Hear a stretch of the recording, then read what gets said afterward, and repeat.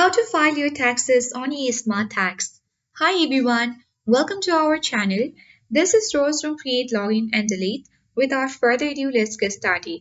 First, navigate to any web browser, search for libertytax.com and press enter. And you need to create an account. Now you need to simply gather your tax documents such as WT forms, 1099 forms, receipt for deductible expenses, and any other relevant tax documents. Now you need to start a new tax return and provide personal information as requested. Then you have to enter your income information like wages, salary, tips, interest income, and many more. And now you need to claim deduction and credits. After a while, you need to review all of your informations and electronically file your tax return and pay any taxes on.